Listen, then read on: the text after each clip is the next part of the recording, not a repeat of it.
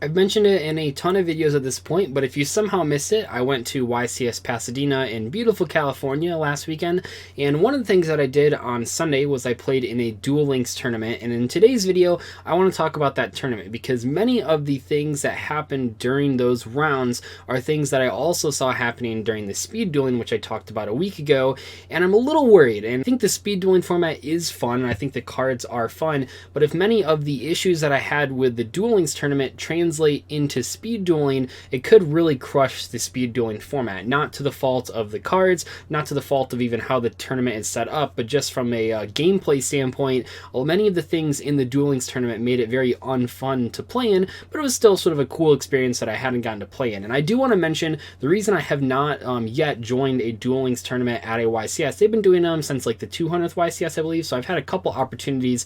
The previous times, every single YCS, they've changed the rules, and luckily this latest one I finally felt it was at a playable point, because the first time it was like best 3 out of 5, and I guess one of the huge issues in that format was that people were winning like one game, and then in the next game they were switching to a stall strategy and literally just stalling out, because one of the huge issues with Duel Links and Duel Links tournaments, if players are really trying to cheese the system, is that you can't enforce slow play because there's an in-game timer. So what people would do is they would literally just take the whole 2 minutes of their turn and then play like one card and pass, and if you do that over and over and over again, you eventually just go into time, and then if one player has won one game, the other player hasn't won any, you automatically win. So that is a very shady tactic, but it was something that was sort of, I wouldn't say promoted, but definitely something that was very powerful in those early Duel Links tournaments at YCS events. So this latest one was actually just a best 2 out of 3, and I thought that was a lot more playable, and actually, like, I wouldn't say I didn't have any fun in the tournament, but there were some things that I found issues with. But let's talk about the good stuff first before we get to the negatives. So one of the cool things that they did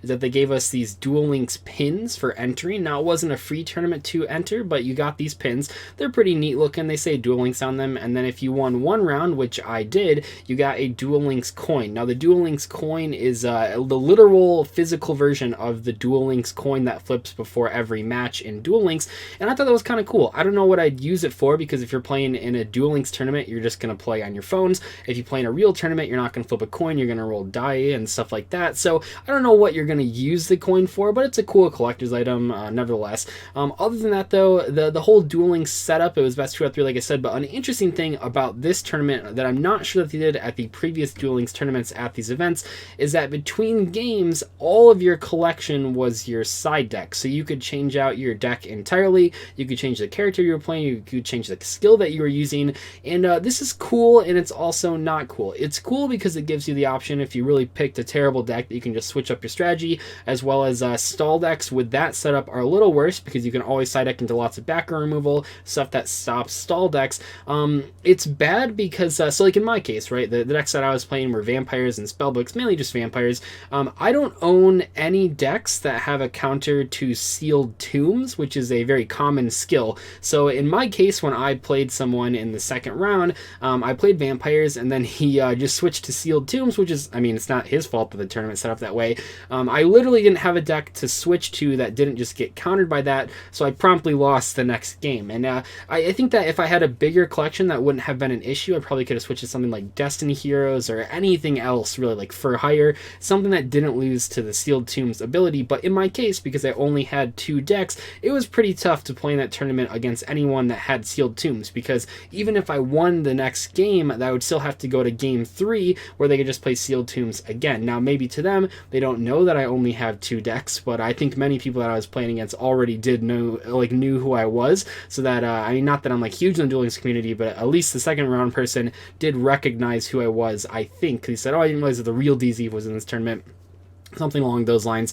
So that was sort of an issue for me personally, but like I said, I think if you had a bigger collection, it would be a little better. But that's something that you don't really think about in like the normal Duel Links tournaments that like Duel Links Meta does, where you have to play, I believe at this point of making this video, you select 2 different decks and you have to win with both of them in a best 2 out of 3. In the Duel Links tournament at this YCS that was played, you could just play any deck between games. Pretty wild. Another thing that I didn't like about the Duel Links tournament, I guess the first thing I didn't like about the Duel Links tournament, was the same thing that happen in the speed dueling, kind of, in that every single game, it just does the coin flip for Duel Links like a normal game does, which means that if you lose the first game, you don't get to choose first or second. I think that's just how, I mean, I get it, that's how Duel Links is ran, but from a player perspective, as someone that plays the TCG and other card games as well, it's really tough when you lose the first game and then also don't know if you're going first or second in game 2 or 3.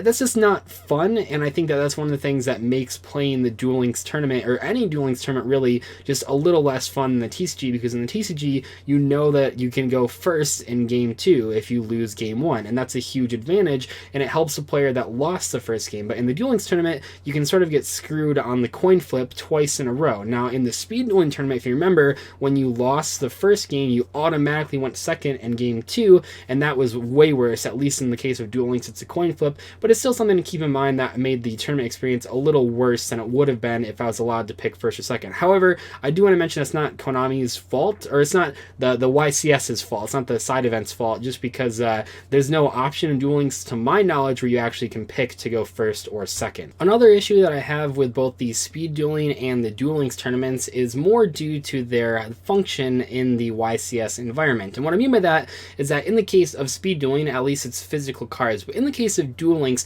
no one's going to travel to a YCS just to play in a Duel Links tournament. It's only a side event, and even though it is run on both days, there aren't really a lot of prizes. I mean, yeah, a pin and a coin are cool, but they're not cool enough for someone that only plays Duel Links to travel to those events. And this is kind of something that I talked about in the speed dueling video, where I said, well, who's going to play in a speed dueling tournament? Who's going to run a speed dueling tournament over a TCG tournament? And if you run both at the same time, who's actually going to choose to play in the speed dueling versus the normal game? And I think in the case of the Duel Links tournaments that are ran at these YCSs, I feel exactly the same. I mean, as far as day one goes, I don't know who's going to join the Duel Links tournament on day one, unless you like really start off the day bad in the real event. But at least on Sunday, people that maybe didn't make day 2 can play in that, like myself.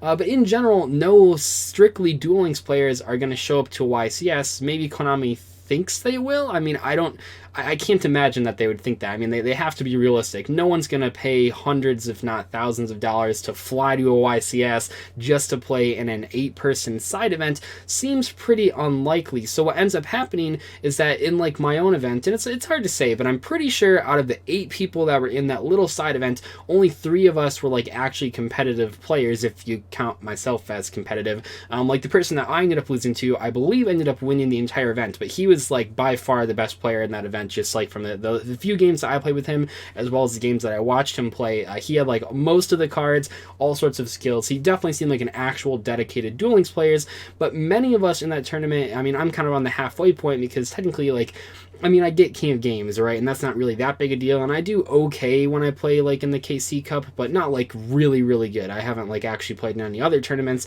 And I only have a couple decks, and I don't even have all the skills. So I'm sort of at that halfway point between someone just picking up the game for fun and someone that actually has, like, all the skills and all the cards. So I think what's hard about these tournaments versus something like Duel Links Meta, where you're actually getting real Duel Links players that really care about playing, is that the prize support for this side event is, I mean, it's about the same as a normal side event, but it's not enough to encourage actual Duel Links players to travel to these events. So how far would a Duel Links player actually be willing to travel if they weren't already going to that YCS? I would say maybe 20 minutes, maybe not. I mean, probably not more, right? Like, I wouldn't drive 30 minutes just to play in a 2-round tournament, or a 3-round tournament, I guess, just to play Duel Links. That seems like ridiculous. That seems like way too much driving just for almost no payoff. And yeah, the things they give you are cool, and if you get first, it's kind of cool, but other than that, it's just there's not enough incentive from someone playing in Duel Links to actually go to one of these events. And if they're going to run actual Duel Links tournaments,